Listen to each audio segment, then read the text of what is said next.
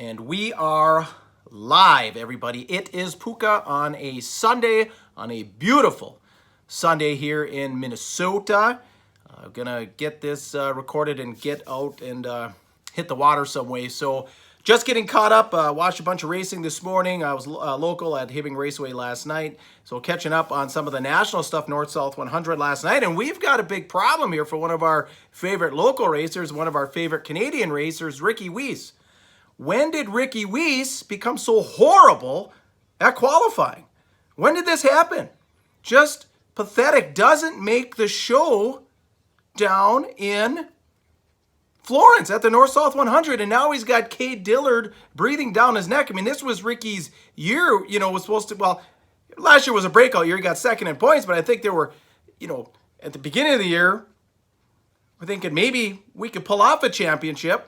Then in the middle of the year, it's like, well, we'll at least get second. Now he's got Cade Dillard breathing down his neck. He's like less than 50 points away. And Ricky's big problem is qualifying, and I actually have a few stats here. Going back to Beaver Dam last week, timed 11th in Group A, started 9th in the feature. Cedar Lake last Thursday, timed 9th in Group B, started 18th in the feature.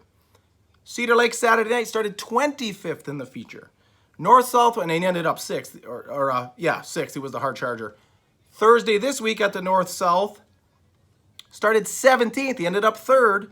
But you're not going to win championships, you're not going to compete for championships when you're putting yourself behind that 8 ball. So now at this point, I mean, we got about like a dozen shows of the World of Outlaw late models left, so he's got to decide. It's adapt or die time now kind of for him. Are we going to figure this out right now on the qualifying, right now, and get this straight and go for the runner-up spot, or are we going to start concentrating on next year? And next year for him might include a different chassis. Who knows? I mean, and this question can be brought for Team Zero in general, I guess. Bloomquist also did not qualify for the North-South 100. And everyone's known kind of what his year's been like. So what are they going to do? What's he going to do the rest of the year? Is he going to test? Like I said, it's adapt or die. Speaking of adapt or die, we have a partner on the show now, Weir's Machine. Sure many of you know Chad down at Weir's Machine, but adapt or die, same thing. Vlogging, podcasting, some of the stuff we're doing, he'll be with us on partnering with us on the One to Go show too. It's like adapt or die for advertisers too. There's old media, there's new media, and it's adapt or die for everybody in business and everybody that's competing for anything in this world.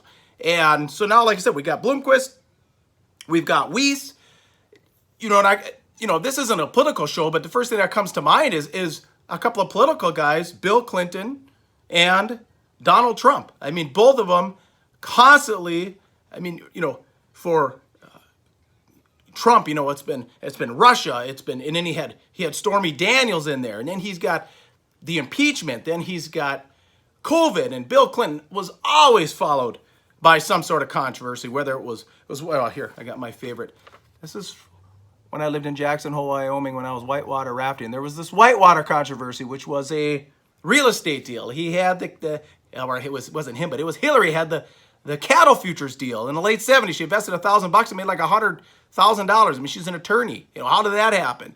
And of course, with all of his women, Juanita Broderick and Jennifer Flowers and Paula Jones and of course, Monica Lewinsky was the big ones. And these guys, they just kept going. They just kept grinding. They adapted. They didn't die. They adapted, and they just keep grinding forward. And like I said, I don't want it to be a political show, but these are two people everyone kind of knows who they are and you can relate to. And they just kept grinding forward. So now for, like I said, Ricky and Team Zero, they're going to have to make a decision here on what the future holds. Like I said, a dozen races to go. Are we going to grind it out and try and, is Bloomquist going to grind it out, try and win a race this year? Or a big one? We got the new version of the World 100 coming. We've got the Topless at Batesville this weekend. What's he going to do? Or is it just going to be test time? Is it going back to the wind tunnel?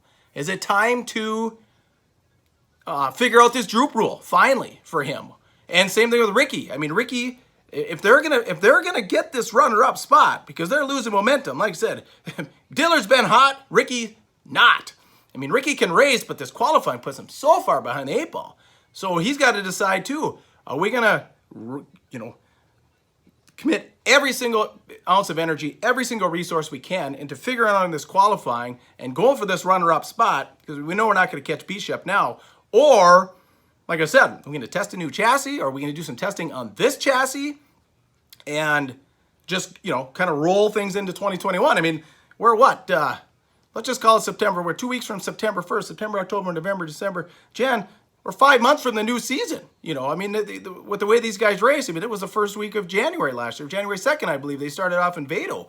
So there's just not a lot of time to do any of this other stuff. So as far as an off season, so if you're don't got a lot of momentum and mojo this year, well, now's the time to start looking at next year, because it's not like you have a lot of downtime to sit and test, especially if you're doing like the Gateway Dirt Nationals, World Finals. You got Thanksgiving thrown in there. That's kind of your only time. Ricky has spent some time down at Vic Hills. I know in years past he could run that if they do that winter series again, that Dryden Winter Series that Madden won last year. So anyway, we will revisit this subject coming up here, but I just wanted to get some comments out to you on this Sunday. And like I said, we will catch you this week and catch you on the next vlog. See you, everyone.